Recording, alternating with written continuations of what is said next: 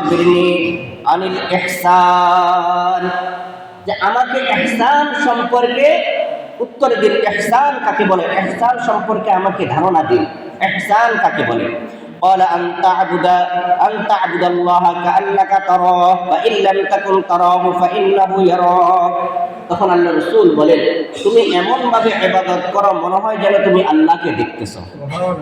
তুমি এমন ভাবে ইবাদত করো মনে হয় যেন তুমি আল্লাহকে দেখতেছো। বা এই অবস্থা যদি তোমার না হয় তাহলে এমন ভাবে ইবাদত করো যে আল্লাহ তাআলা তোমাকে দেখতেছে।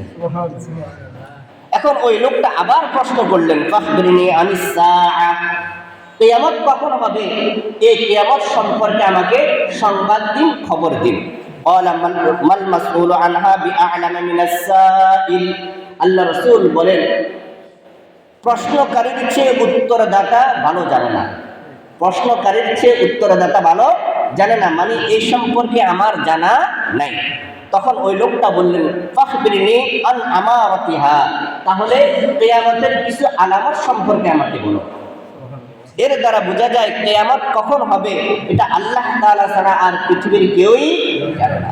তো কিয়ামত কখন হবে এটা সম্পর্কে যেহেতু আপনি বলতে পারলেন না, তো কিয়ামতের কিছু নিদর্শন সম্পর্কে আমাকে বলুন। তখন আল্লাহ রাসূল সাল্লাল্লাহু আলাইহি সাল্লাম বলেন, আন তালিদাল আমাতু রাব্বাতাহা ওয়া আন তারাল হুফাতাল উরাতাল আলাতা রিআ আশ-শাই ইয়াতাতাওয়ালুনা ফিল বুনিয়ান। যখন তুমি দেখবে যে বাদী তার প্রভুকে জন্ম দিচ্ছে, বাদী তার দাসী তার প্রভুকে জন্ম দিচ্ছে, এবং তুমি দেখবে যারা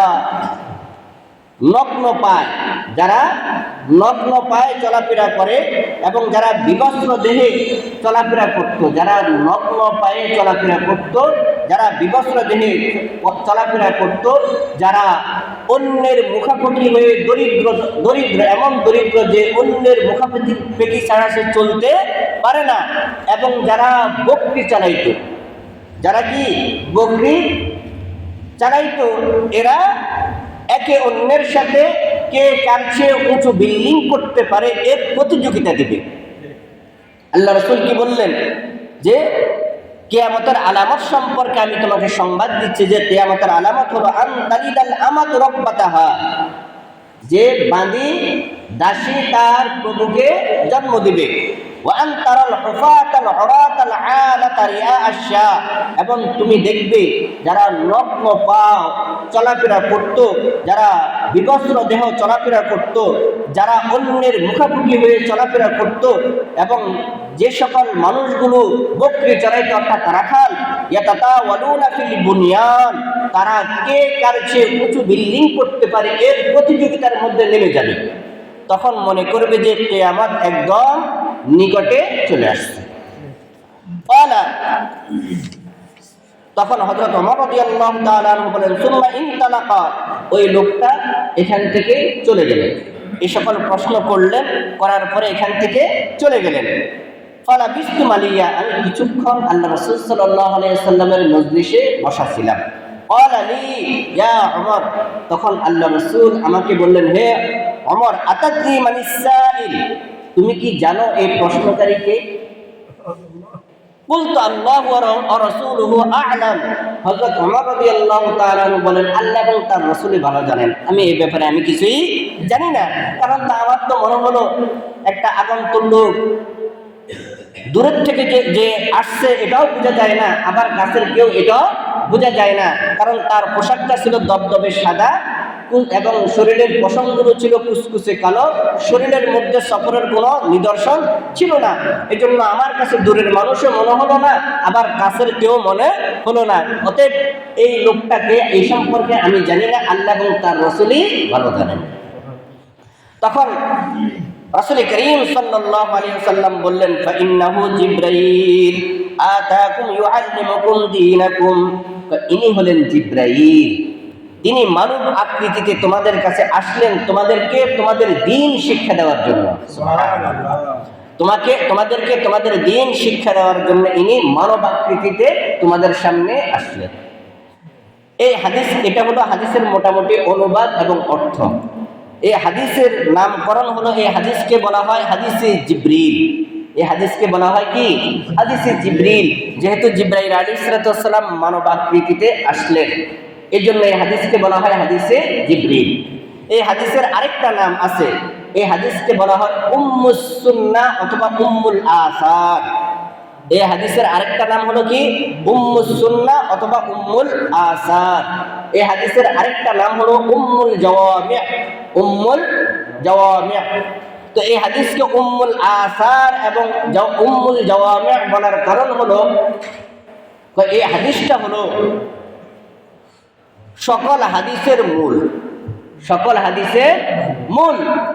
যেমন সূরা ফাতিহা হলো সকল সূরা মূল, এজন্য সূরাতুল ফাতিহাকে বলা হয় উম্মুল কিতাব, কিতাবের মূল, কোরআন শরীফের মূল।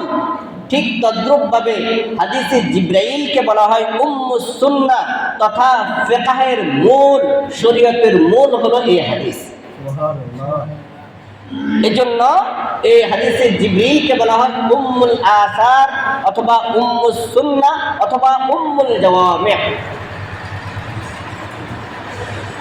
এই হাদিসের প্রেক্ষাপট অর্থাৎ এই হাদিসের কেন প্রয়োজন হয়েছিল, এর হাদিসের প্রয়োজন হওয়ার মূলে রয়েছে সূরা মায়েদার 101 নম্বর আয়াতে আল্লাহ রাব্বুল আলামিন বলেন, ইয়া আইয়ুহাল্লাযীনা আমানু লা তাসআলু আন আশিয়াআ ইন তুবদা লাকুম তাসুকুম। সূরা মায়েদার 101 নম্বর আয়াতে আল্লাহ রাব্বুল আলামিন তার সাহাবায়ে কেরামদেরকে, আল্লাহ রাসূলের সাহাবায়ে কেরামদেরকে উদ্দেশ্য করে বললেন যে তোমরা হে ঈমানদারগণ, ইয়া আইয়ুহাল্লাযীনা আমানু, হে ঈমানদারগণ, তোমরা তোমাদের রাসূলকে এমন কোনো প্রশ্ন করো না যে প্রশ্নের কারণে তোমরা মুসিবতে পড়তে হয়, যে প্রশ্নের কারণে তোমরা কষ্টে পড়তে হয়, এমন কোনো প্রশ্ন তোমরা রাসূল সাল্লাল্লাহু আলাইহি সাল্লামকে করো না। অর্থাৎ সাহাবায়ে কেরামের মধ্যে এমন কিছু সাহাবী ছিল যারা রাসূল করিম সাল্লাল্লাহু আলাইহি সাল্লামকে কিছু অপ্রাসঙ্গিক প্রশ্ন করতেন, অহেতুক কিছু প্রশ্ন করতেন যেগুলো আসলে কোনো দরকার নেই, অথবা যেহেতু তখন কোরআন নাজিল হয় যার কারণে এমন কিছু প্রশ্ন করত যে প্রশ্ন করার কারণে হয়তোবা তাদের উপর মাসালাগুলো, আহকামগুলো আরো কঠিন হয়ে যেত। এজন্য রাসূল করিম সাল্লাল্লাহু আলাইহি সাল্লামের মাধ্যমে আল্লাহ তাআলা জানাই দিলেন যে তোমরা অহেতুক, অপ্রাসঙ্গিক বা তোমাদের জন্য কষ্টকর হতে পারে এমন কোন প্রশ্ন আল্লাহ রাসূলকে বলো না। তখন সাহাবায়ে কেরাম ভয়ে আল্লাহ রাসূল সাল্লাল্লাহু আলাইহি সাল্লামের সামনে, আল্লাহ রাসূল সাল্লাল্লাহু আলাইহি সাল্লামের কাছে কোনো কিছু প্রশ্ন করতে দ্বিধাবোধ করতেন। সহজে কোনো কিছু আল্লাহ রাসূলকে জিজ্ঞেস করতেন না, ভয়ে। তখন অপেক্ষায় থাকতো কোনো গ্রাম্য লোক যদি আসে, এসে যদি আল্লাহ রাসূল সাল্লাল্লাহু আলাইহি সাল্লামকে কিছু জিজ্ঞেস করে, তখন সাহাবায়ে কেরাম তা জানতে পারতেন, বা তাদের যে সকল প্রশ্নগুলো আছে মনের মধ্যে, যে সকল বিষয়গুলো জানার ইচ্ছা আছে, তো তোরা আগন্তুক গ্রাম্য কোনো লোক আসলে তার মাধ্যমে আল্লাহ রাসূল সাল্লাল্লাহু আলাইহি সাল্লামের কাছে তারা জানতেন। যেহেতু গ্রাম্য লোকদের কোনো ছিল না, তাদের জন্য কোনো আইন কারণ ছিল না। দেখবেন গ্রাম্য লোক এমন কিছু আচরণ করে, আপনি হাজারো তাদেরকে শিখাই দেন, তারা নিয়ম কানুনের ধারে না। ঠিক আল্লাহ রাসূল সাল্লাল্লাহু আলাইহি সাল্লামের দরবারেও গ্রাম্য লোকদের জন্য কিছু বিশেষ কোনো নিয়ম কানুন ছিল না। এজন্য সাহাবায়ে কেরাম উদ্গ্রীব ছিলেন যে কোনো আগন্তুক যদি আসে, গ্রাম্য লোক যদি আসে আর আল্লাহ রাসূলকে কিছু প্রশ্ন করে, তাহলে আমরা বিষয়গুলো জানতে পারবো। এই জন্য আল্লাহ রাব্বুল আলামিন জিবরাইল আলাইহিস সালামকে মানব আকৃতিতে, একজন অপরিচিত লোকদের আকৃতিতে আল্লাহ রাসূল সাল্লাল্লাহু আলাইহি সাল্লামের সামনে উপস্থাপন করলেন, যেন সাহাবায়ে কেরাম যে বিষয়গুলো জানতে চায় এগুলো যেন তারা জানতে পারে। সুবহানাল্লাহ। আরেকটা হলো, দেখবেন একজন ব্যক্তি যখন বয়ান করে, একজন আলেম যখন বয়ান করে, বয়ানের শেষে তিনি এই বয়ানের সারমর্মটা বলে দেন। কারণ অনেক সময় যে পুরা বয়ান মুখস্থ রাখা সম্ভব হয় না, এজন্য বয়ানের শেষে সারমর্মটা বলে দেন। ঠিক তদ্রূপভাবে রাসূল করিম সাল্লাল্লাহু আলাইহি সাল্লাম যে দ্বীন-এ শরীয়ত নিয়ে আসছেন, ইসলাম নিয়ে আসছেন, নবুয়ত প্রাপ্তির পরে 23 বছর যে ইসলামের দাওয়াত মানুষকে দিয়েছিলেন, এর সার মর্ম রাসূল করিম সাল্লাল্লাহু আলাইহি ওয়াসাল্লামের ইন্তেকালের পূর্বে উম্মতের সামনে পেশ করছেন। সুবহানাল্লাহ। অর্থাৎ এই হাদিসে জিবরাইলটাই হলো পুরা শরীয়তের স্তম্ভ, পুরা শরীয়তের সারমর্ম। এই জন্যই এই হাদিসে জিবরাইলকে কি বলা হয়? উম্মুস সুন্নাহ, উম্মুল জাওয়ামি', অর্থাৎ পুরা শরীয়তের সারমর্ম। এই হাদিসে জিবরাইলের মধ্যে 4টা জিনিস সম্পর্কে আলোচনা করা হয়েছে। কয়টা জিনিস সম্পর্কে? 4টা জিনিস সম্পর্কে আলোচনা করা হয়েছে। 1 নম্বর হলো ইসলাম, 2 নম্বর ঈমান, 3 নম্বর হলো ইহসান, 4 নম্বর হলো কিয়ামতের আলামত। কয়টা সম্পর্কে? 4টা। 1 নম্বর হলো ইসলাম, 2 নম্বর হলো ঈমান, 3 নম্বর ইহসান, 4 নম্বর আলামাতুস সাআ, কিয়ামতের আলামত।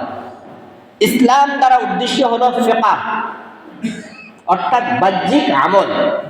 ঈমানের দ্বারা উদ্দেশ্য হলো আকায়েদ, বিতর্কত আমল অর্থাৎ বিশ্বাস। ইহসান দ্বারা উদ্দেশ্য হলো ইলমে তাসাউফ, অর্থাৎ ইলমে মারিফাত। 4 নম্বর হলো আলামাতুস সাআ, কিয়ামতের আলামত সম্পর্কে।